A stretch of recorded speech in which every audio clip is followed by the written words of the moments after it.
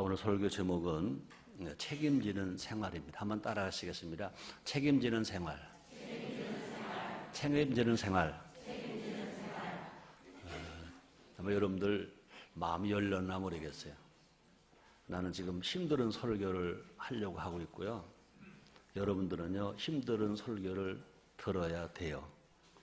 사람들이 제일 싫어하는 말, 예수를 믿는 사람이나 믿지 않는 사람이나 세상 사람들이나 제일 싫어하는 단어가 뭔지 알아요? 책임. 이라는 단어예요. 또 제일 싫어하는 말이 뭐예요? 너 책임져. 너 책임져. 그런 말을 제일 싫어해요. 내 책임이야. 그 말을 제일 싫어해요. 근데 사실은 제일 믿는 사람에게 그런 말 하는 거죠. 사실은 기대하는 사람에게 그런 말 하는 거죠. 그죠? 여러분 혹시 연애 걸어봤어요? 안 걸었어요? 남자에게, 여자에게, 사랑하는 남자에게, 사랑하는 여자에게. 그만할게요. 여러분, 오늘 본문 룻기서 3장 13절은 나는 여지껏 이 말씀을 룻이 주인공으로 설교를 했고 룻이 주인공으로 가르쳤고 그래서 효를 말할 때 룻을 얘기했어요. 물론 룻은 효부예요. 그러나 룻기서 3장 13절 말씀은 룻이 주인공이 아니고 보아스가 주인공입니다. 보아스가 주인공이에요. 근데 여기에 책임이라는 말이 이 한 절에 룻기서 3장 13절 한 절에 책임이라는 말이 자그마치 몇 번 나옵니까? 4번 나옵니다. 성경책입니다. 이거 성경책입니다. 볼까요? 룻기서 3장 13절 상반절에 보니까 이렇게 말합니다. 이 밤에 여기서 머무르라. 아침에 그가 기업 물을 자의 책임을 내게 이행하려 하면 좋으니 그가 그 기업 물을 자의 책임을 행할 것이니라. 만일 그가 기업 물을 자의 책임을 내게 이행하고자 아니하면 여호와의 사하심으로 맹세하노니 내가 기업 물을 자의 책임을 내게 행하리라. 자, 볼까요? 그 결과 보아스와 룻은 다윗의 조상이 됩니다.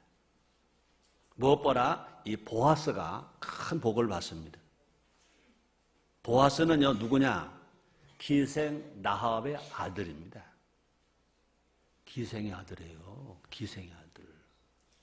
그런데 그 책임 물을 자를 다 이행하고 나니까 누가 됩니까? 다윗 왕의 정조 할아버지가 됩니다. 다윗 왕의 정조 할아버지가 됩니다. 그러니까 예수님의 족보에 올라갑니다. 그 자손 중에 예수님 탄생하셨습니다. 나는 이렇게 말합니다. 성경에 나오는 인물 중에 나는 이번 이 설교를 묵상하면서 만들면서 기도하면서 느낀 거예요. 성경에 나오는 인물 중에 최고로 복받은 사람이 누구냐? 보아스예요. 그렇잖아요. 기생의 아들이요. 어떻게 보면요, 다윗보다 더 복받은 사람이야. 여러분, 기독교 신앙이 뭘까? 물론 은혜죠. 그러나 책임 없는 은혜는 은혜가 아니죠. 자유주의가 뭡니까?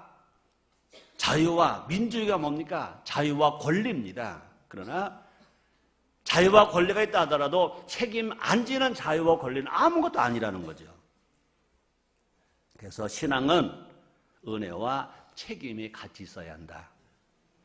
건강한 민주주의도 자유와 책임, 권리와 책임이 같이 있어야 한다. 우리는 책임질 것을 가르쳐야 한다. 또 책임질 것을 말해야 한다. 책임질 것을 요구해야 한다. 또 각자가 책임 있는 사람이 되어야 한다. 그렇게 살아갈 때 진정한 자유도 있고 행복도 있고 민주주의도 있고 건강한 신앙도 있는 줄 믿습니다. 그래서 이 시간 책임지는 생활이 무언가 우리가 함께 알아보고 그들 실천함으로 말미암아 우리가 이기적인 삶을 살지 아니하고 남을 생각하면서 하나님의 사랑을 받고 축복을 받아서 정말로 보아서처럼 환경을 확 바꿔서 살아가는 축복의 사람들 다 되시기를 주님으로 축원합니다. 첫째로 기독교인의 책임입니다. 기독교인이 먼저 책임지는 생활을 해야 한다는 것입니다. 기독교에 하나님의 은혜를 많이 받았다고. 하나님의 사랑을 받았. 하나님의 사랑과 예수님의 은혜와 성령의 도우심으로 구원을 받았습니다. 그런데 구원을 받은 우리가 뭐 해야 되냐? 책임질 일이 있다는 것입니다. 한국 교회를 잘 아는 어느 유럽 목사가 이런 말을 했다고 합니다. 한국 교인들은 세 가지밖에 모른다. 첫째, 하나님. 둘째, 자기 자신. 세 번째, 돈. 이거밖에 모른다. 자, 자기 자신밖에 몰라. 돈밖에 몰라. 그런 사람이 불렀던 하나님은 분명히 신앙 하나님이 아니라는 거죠. 기독교인으로서 우리에게는 책임이 있다는 겁니다. 사회를 책임져야 할 책임. 아직 구원받지 못한 가족, 친척, 친구, 이웃을 구원해야 할 책임이 있습니다. 교회를 바르게 세워야 할 책임이 있습니다. 하나님은 아브라함을 복 주셨어요. 왜 하나님이 아브라함을 복 주셨을까? 아브라함만 잘 먹고 잘 살아 복 주셨을까? 아마 성경 창세기 12장 2절만 읽으면 그렇게 생각할 수 있을 것입니다. 이렇게 기록되었습니다. 내가 너로 온 민족을 이루고 내게 복을 주어 내 이름을 창대하게 하니 너는 복의 근원이 될지라. 많은 사람들이 이 구원의 이 구절만 자꾸 기억하니까 자기 혼자 신앙이 됩니다. 그런데 아브라함이 큰 민족을 이루고 창대케 하는 이유가 있다는 것입니다. 그것이 뭐냐? 복의 근원이 되라. 네가 복을 받는 것은 뭐냐? 모든 인류와 민족을 복받게 하기 위해서다 그랬습니다. 그래서 창세기 18장 18절입니다. 아브라함은 강대한 나라가 되고 천하 만민은 그를 인하여 아브라함을 인하여 복을 받게 될 것입니다. 그럼 하나님이 아브라함에 왜 복을 주셨느냐? 이스라엘 민족을 복받게 하려고, 온 인류를 복받게 하려고 하나님이 먼저 아브라함에 복 주었다는 겁니다. 그러면 아브라함에 복 받은 것은 아브라함은 혼자 잘 먹고 잘 살라고 준 것이 아니라 모든 민족을 인류를 복받게 하려고 아브라함에 먼저 복을 주셨다는 것입니다. 우리가 예배드리고 기도하고 전도하는 이유가 뭐냐 그 말입니다. 그렇게 할 때 하나님께 영광을 돌리게 되고요. 사람들에게는 평화를 주는 거예요. 예수 이 땅에 오신 목적이 뭡니까? 하나님께는 영광이라고 그랬습니다. 모르는 사람들에게 평화라고 그랬습니다. 마찬가지입니다. 왜 우리가 예배를 드리느냐? 왜 우리가 기도하느냐? 왜 우리가 전도하느냐? 하나님께 영광을 돌리기 위한 것이고 사람들에게는요. 구원받게 하고 치료받게 하고 은혜받게 하고 그 사람들에게 절망하는 세대들에게 소망을 주고 평화를 주기 위해서라는 것입니다. 내가 목회자입니다. 목회자들은요, 한국교회 목회자들은요, 회개해야 합니다. 회개해야 합니다. 성경대로 가르쳐야 할 책임을 다하지 못했다는 것입니다. 나도 지금 책임지는 생활이라는 설교를 내가 목회 30년 만에 처음 합니다. 물론 설교 내용으로는 내가 어느 목사보다 말씀대로 살자, 말씀 실천하자, 성경도 효를 얘기했고 책임을 많이 했지만 책임지는 생활이라고 설교 제목으로 설교한 것은 내 목회 30년 만에 처음 합니다. 책임져라. 책임져야 한다. 한국에 책임이 있다. 목사의 책임이 있다. 성도의 책임이 있다. 그 설교로 더 많이 애쳤어야 되는데 안 애쳤다는 거죠. 할 만하면 성도들이 어떤 말을 해야 아멘을 더 많이 할까? 어떤 설교라면 성도들이 더 기뻐할까? 시험 들지 않을까? 어떻게 성도들이 많이 올까? 그것을 고민하는 한국의 목회자들, 나를 포함해서 회개해야 합니다. 여러분, 성도들도 마찬가지입니다. 성도들 회개해야 합니다. 성경대로 살아야 할 책임을 감당하지 못했다는 것입니다. 강단에서 은혜가 되고 뭐 웃겨주고 뭐가 희망을 주고 뭐 기쁨을 주고 치료를 말하고 축복을 말하면 뭐 아멘하고 막 펄펄 뛰고 막 뒹굴고 야단해. 그런데 나는 너를 믿어. 책임을 져야 돼. 그러면요, 뭐 타다가 꼬여. 하나님은요, 룻을 사랑하기 때문에, 보아스를 사랑하기 때문에 보아스에게 너 책임져. 네가 아니면 유다의 자손에서 메시아 예수가 탄생할 수가 없어. 너 룻을 책임져. 룻의 잠자리에 들어가. 그러고 들어가는 것만이 아니야. 데려와야 돼. 이 명령을 하나님이 보아스에게 하신 거예요. 보아스가 그 책임을 졌어. 룻의 잠자리에 보아스가 들어갔어. 들어갔다 나온 후에 책임을 졌어. 그래서 결과적으로 예수님의 탄생하는 혈통이 다윗의 혈통을 이어가고 보아스가 다윗의 정조 할아버지가 되고 다윗 왕이 보아스의 정손자가 됐다. 이걸 깊이 생각해야 합니다.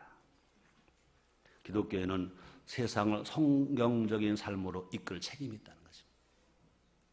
예수님은 우리를 향해 빛이라고 하셨습니다. 과거 빛이었다가 아닙니다. 앞으로 빛이 될 것이 아닌 것입니다. 우리는 세상을 밝히는 빛, 지금 빛이라는 겁니다. 세상이 어두운 것은 누구 책임일까? 우리의 책임. 우리는요, 건강한 신자, 건강한 시민이 되어야 될 것입니다. 우리는 건강한 교회가 되어야 될 건강한 국가를 만들어 가야 할 책임이 있다는 것입니다. 그것이 세상에 빛된 기독교인의 책임이다. 나만 예수 믿고 나만 구원받고 나만 치료하고 축복을 받고 좋다 이 깊은 소식으로 살아가는 것이 아니라 그것만이 아니라 나가서 전할 책임, 살할 책임이 있다는 것입니다. 우리 모두 예수님을 닮아서 자기가 질 십자가를 자기가 지고 낮아짐을 삶을 살아감으로 말미암아 우리가 책임을 지고 우리가 변화되어서 세상을 바꾸는 주인공들이 됩시다.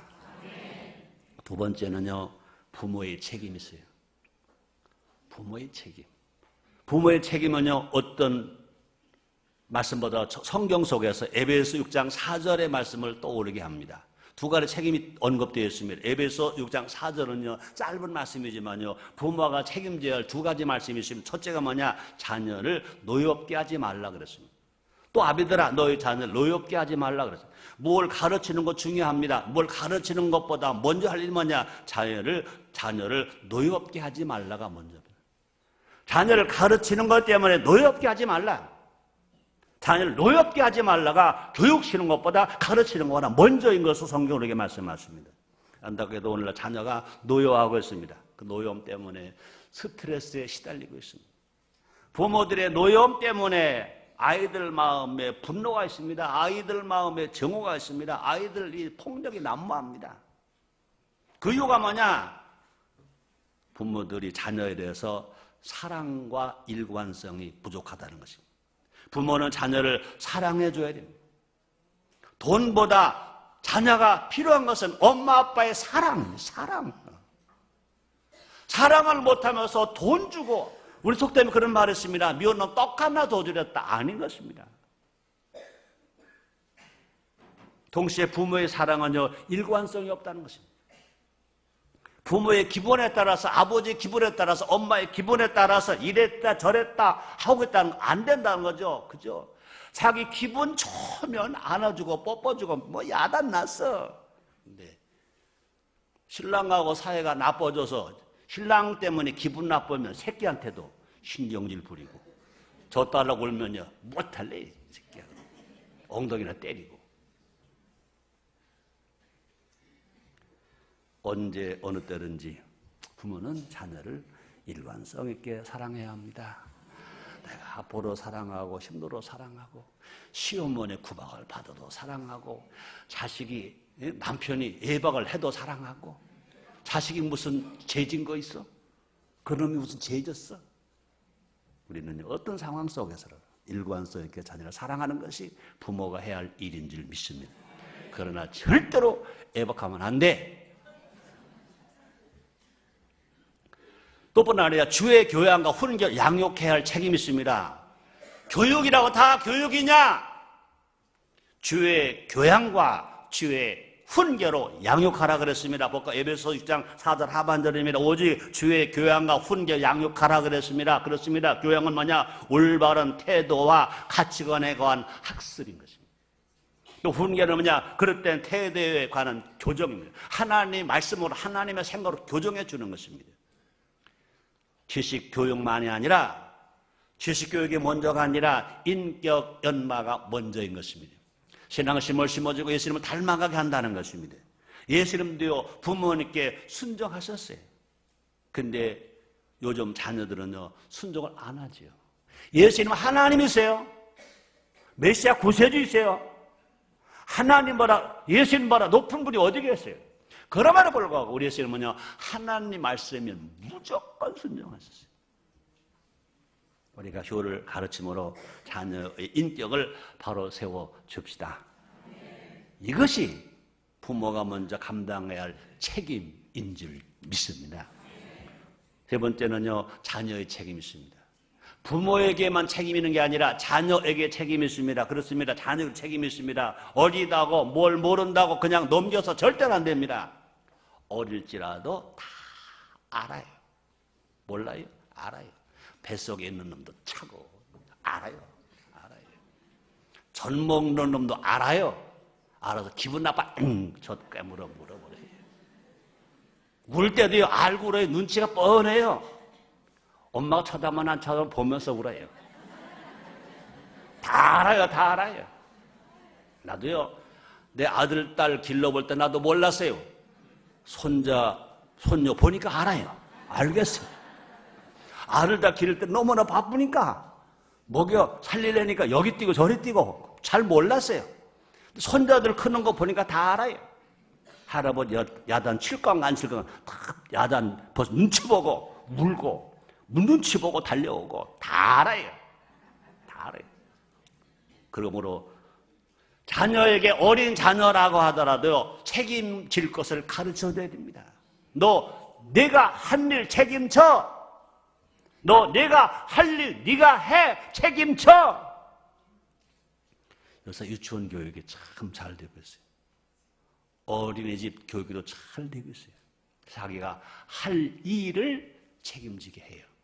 또뿐 아니라 한 일을 책임지게 해요. 자녀에게는요 무엇보다도요 효할 책임이 있어요. 자녀에게는요 부모는 스승의 효해야 할 책임이 있고요.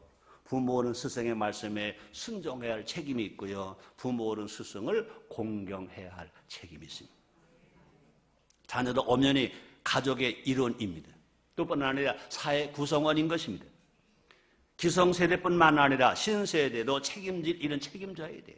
세상이 어려운 것이 기성세대들만의 책임이다. 아니요. 신세대들 다 책임이 있어요. 요구만 하거나 보호받기만을 바라서는 안 된다는 것입니다. 자녀 때문에 어른들이 변화될 수도 있잖아요. 어린 딸이 아빠에게 교회 가서 해보세요. 따라오잖아요. 아이가 부모에게 정직하자고 해보세요. 정직해지잖아요. 자녀가 교회의 마음으로 부모를 스승을 모시면 세상은 지금은 훨씬 더 맑고 밝고 깨끗해질 것입니다.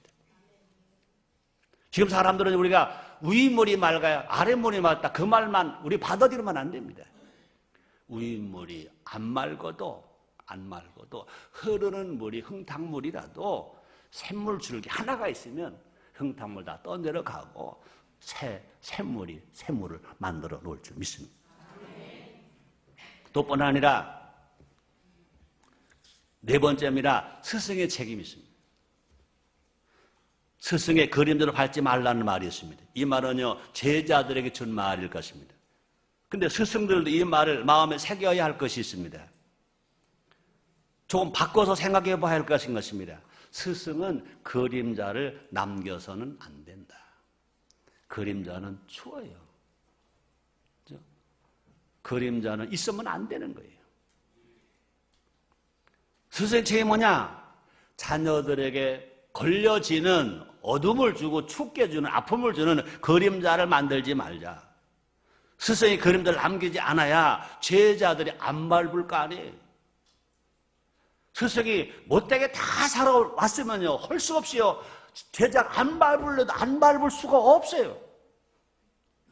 스승이 깨끗하게 살자. 그럼 분명히 스승의 책임이 있다는 것입니다. 요새 그런 말이 있습니다. 스승은 있으나, 미안합니다. 선생은 있으나 스승이 사라져 가고 있다고 말합니다. 스승은 제자를 알아줘야 합니다. 제자들의 성격이나 제자들의 재능이나 제자들의 꿈을 인정해 줘야 될 것인 것입니다. 스승은 제자들의 이름을 불러줘야 할 것입니다. 한 명 한 명 귀하게 여겨야 될 것인 것입니다. 똑바로 아니라 스승은 제자들에게 모든 것을 전수해 줘야 될 것인 것입니다. 그래서 스승보다 더 큰 제자가 나오게 해줘야 할 것입니다. 참 스승의 신이시면 그렇게 하셨잖아요. 12제자를 부르셨어요. 이름을 불러서 부르셨어요. 또뿐 아니라 예수님은 12제자들 어떻게 해서 알아주셨어요. 인정해 주셨어요. 뿐만 아니라 그 12제자를 정말 예수님 제자답게 가르쳐서 어떻게 했어요? 세워줬어요. 3년 반 동안 가르쳐주시고 마지막에 성령을 받게 하셔서 세워주셨어요. 우리 모두 참 스승이신 예수님을 닮아 갑시다. 또뿐 아니라 참된 스승이 있는 곳에, 참된 스승이 있는 곳에 미래의 꿈이 있고 희망이 있는 줄 믿습니다. 또 다섯 번째는요, 스승의 책임만 있는 것이 아니라 제자의 책임이 있습니다. 스승이 있어야 제자가 있는 법인 것입니다. 스승 없이 제자는 없어요. 그러므로 자기가 있다는 것은 스승이 있었기 때문에 내가 있는 겁니다. 내가 잘났다, 내가 괜찮은 사람 되었다, 인정을 받는다. 분명히 자기를 가르친 스승이 있기 때문에 내가 있다는 것입니다. 또 동시에 제자가 있어야 스승도 있는 것입니다. 그죠? 스승이 있어야 제자가 있고 제자가 있어야 스승이 있습니다. 여러분, 고려 청자의 맥이 끊긴 것은 왜 그럴까? 스승이 없어서가 아니라 준비된 제자가 없어서다. 스승의 고려 창자의 그 기술, 전문 지식을 제자가 그대로 내가 전수 받겠습니다, 그런 자세가 있었다면 고려 청자가 계속 만들어지고 이조 청자가 계속 만들어졌을 것인데 그것을 받아 이어가려고 하는 제자가 없다는 것입니다. 나는요, 그 사물놀이 누구죠? 김독수. 처음에 나는요, 야, 지금 시대가 뭘 저걸 하냐 그랬어요. 야, 그래도 그분은요, 계속 두드리더라고요. 여러분, 대한민국을 세계화시킵니다.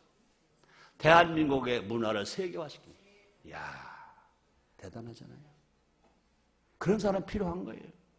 응? 힘들어도 자기 아버지가 스승일 수 있어요. 그죠? 자기 형이 스승일 수 있고 자기 스승이 스승일 수 있어요.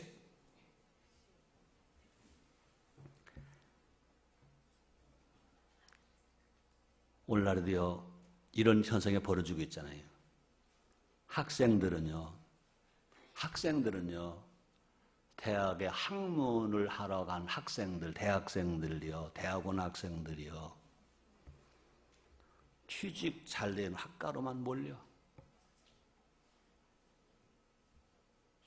그건 학원에서 할 일이지. 인격이 된 스승보다 입시 도움에 되는 학원 강사를 더 좋아해. 학교 선생님과 학원 강사는요, 근본이 다른 거예요. 자기 학교를 두고, 자기 선생님 두고, 자기 스승 두고 학원 강사 찾아가. 그래서 사교육비가 막 올라간대. 난 분명히 말합니다. 스승을 저버리고 학원 강사로 가서 학과 수능시험 잘 쳐서 대학 좋은 데 갔다고 그놈이 좋은 인간이 될까? 대학에서 기초 공부를 저버리고 취직만 하겠다고 다른 기초 공부 안 하고 고시 공부만 하고 고시 패스했다고 해서 좋은 사람이 될까?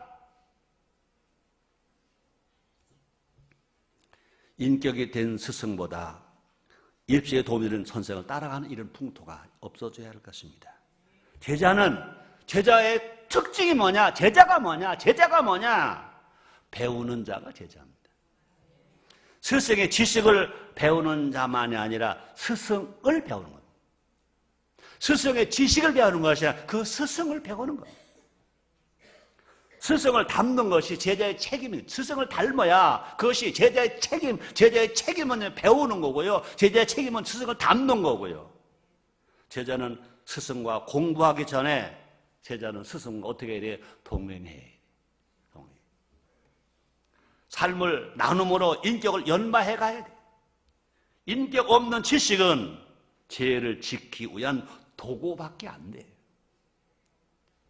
진정 성공하고 싶다면, 하나님의 복을 받고 싶다면 스승을 통해 바른 인격과 바른 삶을 배워야 될 줄 믿습니다. 여섯 번째입니다. 기업가의 책임. 과거 기업은요, 이윤 추구가 존재 목적의 전부였어요. 돈만 벌면 돼. 세금만 많이 내면 돼. 오늘날은 사회적 책임을 요구받고 있어요. 인권, 노동, 환경, 부패 방지 등 많은 책임을 보호받고 있어요.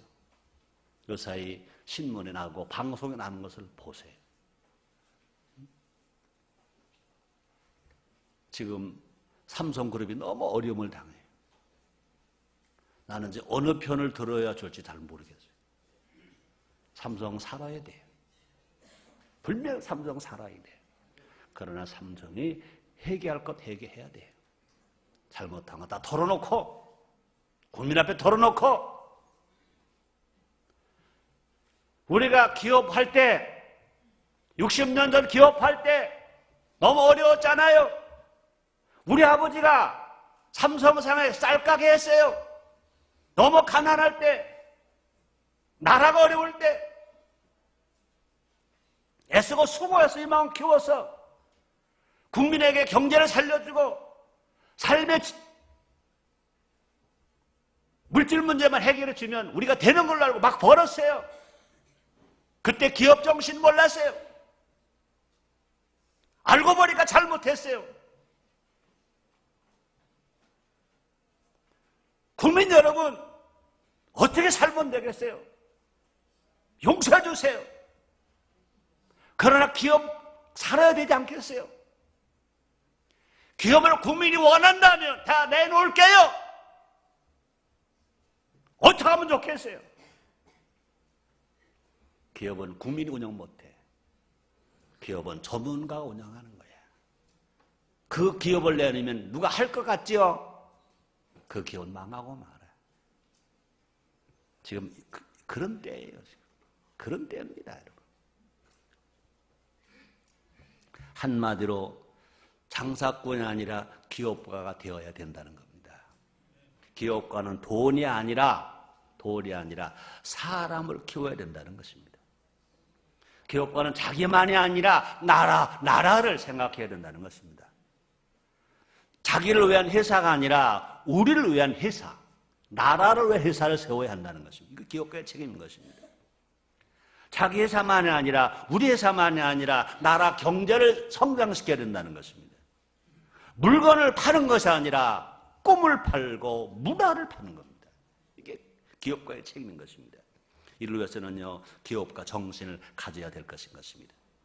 현실에 안주하지 말고 미래를 향해 도전해야 할 것입니다. 이는 하나님께서 아브라함에게 요청하셨던 것과 같은 것인 것입니다.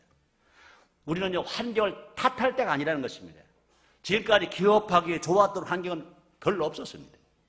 중요한 것은 뭐냐? 기업가의 도전 정신이는 실패를 무릅쓰고 할 수 있다 하면 해보자고 도전할 때 고용을 키울 수 있고 고용 정자가 이루어질 수 있고 함께 더불어 살고 나라가 살고 회사가 살고 경제가 살 것입니다. 그래야 할 때 기업도 행복하고 국민도 살만 나는 일들이 일어나게 될 줄 믿습니다. 7번째는요, 근로자의 책임.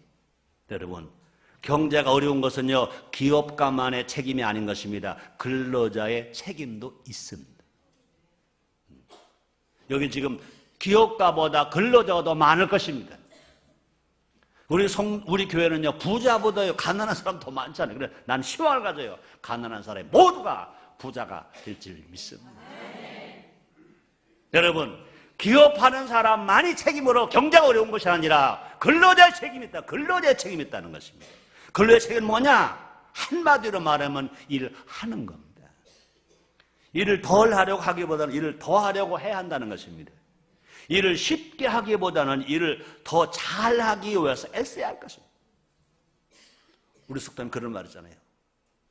처삼촌 벌초하듯이 그냥 우리나라 말에 대충대충 하나마나 그 나라 망하는 거, 원자재 망하게 하는 거, 생산성 떨어지는 것이고 불량품 만들어내는 것이고, 일을 쉽게 하지 말고 하려고 하지 말고 일을 잘하려고, 더 잘하려고 해야 할 것입니다.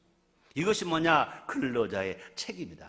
그러므로 작은 일이라도 최선을 다할 때 사람에게 인정받고 예수님 인정을 받을 것입니다. 성경은 말합니다. 마태복음 25장 23절 말씀이 있습니다. 그 주인이 이르되 잘하였도다 착하고 충성된 종아, 네가 작은 일에 충성했음에 내가 많은 것으로 네게 맡기리니 내 주인의 즐거움에 참여할지어다 그랬습니다. 여러분 잘 아시나요? 예수님 예화로 말씀하셨습니다. 한 주인이 종들에게 맡기고 합니다. 한 종에게는요 1달란트를 맡기고 와서 한 종에는 2달란트를 맡겼어. 한 종에는요 5달란트 맡겼어요. 1달란트나 2달란트나 2달란트, 5달란트 거기에요. 다 별거 아니에요. 근데 1달란트만은 게으렀어요. 땅에 묻어놨어요. 본전 손해일까봐 겁났어요. 그러다가 주인이 왔어요. 그 땅을 묻어놓은 거 파가지고 가서 1달러 그냥 가지고 달랑달랑 가져왔어요. 본전 안 까먹은데요. 실컷 놀았어. 게을렀어. 일하지 않았어. 대신 뭐라 말씀하십니까? 이 악하고 게으른 자가. 근데 2달러를 받는 사람이 4달러를 가지고 왔어요. 5달러, 10달러를 가져왔어요. 성경을 보면요, 한 자도 안 들 똑같이 잘하였도다 착하고 충성된 종아, 네가 작은 일에 충성할 더 큰 꼴을 맡기겠다. 너는 주인의 상에 동참하리라 그랬습니다. 그건 뭐냐? 바로 장사했어요. 그 말이니까 바로 가서 일했어. 바로 가서 일했어. 깨 안 버렸어. 최선을 다했어. 결과가 4시냐 10이냐가 중요하지 않다고 그래서 똑같이 축복해 주셨습니다. 여러분, 우리 하나님은 어제나 오늘이나 영원토록 동일하신 줄 믿습니다. 근로자로 책임이 있어요. 8번째입니다. 사회운동가의 책임이 있습니다. 오늘날 우리 사회에 많은 사회운동가와 단체들이 있습니다. 옛날에 생각도 못했던 사람들입니다. 사회를 변화시켜서 많은 일을 해오고 있습니다. 좋은 일이고 장려할 만한 일인 것입니다. 그러나 새 시대를 맞이해서 사회운동가들은요, 스스로에게 물어봐야 할 것인 것입니다. 사회운동은요, 그 자체도 사회운동 그 자체도 변화되고 있는가? 남에게만 변화하라고 하기 전에 자기부터 변화해야 될 것인 것입니다. 사회운동가 단체들 스스로가 변화시켜야 할 것입니다. 그것이 사회운동가의 중요한 책임입니다. 자신의 변화 없는 애침은 허공을 치는 공함일 것입니다. 세상을 변화시키고 싶다면 자기 자신부터 변화되어야 할 것입니다. 끊임없이 자신이 변할 때 사회도 변화시킬 수가 있을 것입니다. 변화하려면 비판만 하지 말고 그 대상과 함께 책임을 져야 될 것인 것입니다. 잊지만 말고 함께 행동해야 할 것입니다. 또한 자기 스스로를 자생력도 길러서 정부에게 돈 주세요, 단체에게 돈 주세요, 기업에 돈 주세요 하지 말고 자생력도 길러서 건강하게 누구에게 피해 주지 말고 그 사명을 알고 가야 할 것입니다. 우리 모두 많은 사회운동가들이 건강하게 발전할 수 있도록 기도해 주는 우리 모두가 됩시다. 9번째, 국민에게도 또 서민들도 책임이 있습니다. 나라가 어려울 때마다, 나라가 올 때마다 국민은 책임이 없는 걸 알아요. 서민은 책임이 없는 걸 알아요. 저 그렇지 않습니다. 국민의 책임은 책임의식으로 사는 것입니다. 나라에 대한 책임의식을 가져야 된다는 것입니다. 우리 흔히 하는 말들이 있습니다. 대통령 책임이야. 정치하는 사람들 책임이야. 국회의원 책임이야. 장관 책임이야. 그런 말만 하면 나라는 망합니다. 그런 말을 아무리 많이 해도 아무런 가치가 없어요. 그거는요, 소음에 불과한 거예요. 공해예요, 공해. 자동차 매연가스만 공해가 아니라 그런 말 자체가 공해예요. 아무런 열매가 맺을 수 없습니다. 따라서 나도 대한민국을 책임진다. 그런 의식으로 살아갈 때 나라가 서게 될 줄 믿습니다. 따라서 나도 우리 교회를 순복음 인천교회를 책임진다. 아멘. 나라는 책임이 대통령이나 국회의원을 장관에게만 돌리지 말고, 교회 책임을 목사나 장로에게만 돌리지 말고, 모든 평신도들 모두가 내가 기도 안 한 책임이야, 전도 안 한 책임이야, 관심 안 가진 책임이야. 이런 책임감을 살아갈 때 나라도 살고 교회도 사는 역사가 틀림없이 일어나게 될 줄 믿습니다. 국민이 사랑하지 않는 나라는요, 누구도 책임지지 않습니다. 대한민국 국민이 사랑하지 않은 대한민국은 절대로 하나님이 보호하시지 않는다. 여러분의 가정을 여러분이 사랑하지 않는데 하나님 여러분의 가정을 절대로 복주시지 않는다. 순복음 인정의 성도가 순복음 인정을 사랑하지 않으면 하나님의 절대로 순복음 인정에 복주시지 않는다. 성경은 분명히 말씀했습니다. 내가 땅에서 매면 하늘에도 맬 것이요, 내가 땅에서 풀면 하늘에 풀리리라 그랬습니다. 다시 말합니다. 대한민국 국민이 만약에 대한민국 안 사랑한다면 하나님도 절대로 대한민국 사랑하지 않습니다. 우리나라 애국가 얼마나 좋습니까?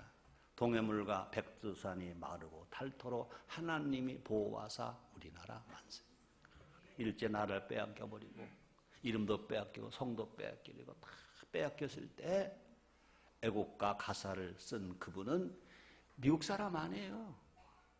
독일 사람 아니에요. 대한민국 사람이에요. 예수 믿는 사람이에요. 은혜 받은 사람이에요. 대한민국을 사랑하는 사람이, 대한민국을 사랑하는 사람이 꿈을 가지고 미래를 보며 노래말을 만드는 겁니다. 동해물과 백두산이 마르고 닳도록 하나님이 보호하사 우리나라 만세. 무궁화 삼천리 화려한 강산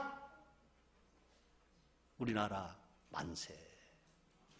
그런 꿈을 가지고 나라를 사랑하고 애국가를 지어서 불렀더니 하나님의 결과적으로 대한민국을 보호하시고 사랑하셔서 1945년 8월 15일 해방이 되고 1948년 8월 15일 대한민국의 정부가 수립되어서 금년이 광복 63년 건국 60년이 되는 이 엄청난 복을 받았다는 사실을 알아야 될 줄 믿습니다. 그러므로 국민들에게 국가에 대한 책임의식이 있어야 된다는 것입니다. 그럴 때 정치 지도자들이 아무렇게나 일하지 않습니다. 국민이 나라를 책임지겠다, 책임다 그럴 때는요, 대통령도 국회의원도 장관도요, 함부로 그 일에서 부정하지 못한다는 것입니다. 아이는 부모를 비추는 거울이라고 한 것처럼 정치 지도자들은요, 국민을 비추는 거울인 것입니다. 정치 지도자들이 잘못합니까? 바로 국민은 우리가 잘못하고 있다는 거지. 우리 모두가 다 대한민국에 대한 책임의식을 갖고 살아가면 그것이 곧 이 나라를 건강하게 만드는 힘이 될 줄 믿습니다. 열 번째 마지막입니다. 국가 지도자의 책임. 국가 지도의 책임은 본을 보이는 겁니다. 국가 지도자가 신앙이 있으면, 신앙심이 있으면 국민도 하나님을 높일 것입니다. 대통령이 하나님을 높이면 국민도 하나님을 높일 것입니다. 장로 대통령이 하나님을 높이면 이사하면 대한민국 국민도 하나님을 두려워하고 하나님을 경외하고 하나님을 높이게 될 줄 믿습니다. 국가 지도자가 애국심이 있으면 국민도 애국심이 있습니다. 국가 지도자가 효심이 있으면 국민도 효자가 됩니다. 국가 지도자가 열심히 일하면 국민도 작은 일에 충성합니다. 국가 지도자가 정직하면 국민도 정직합니다.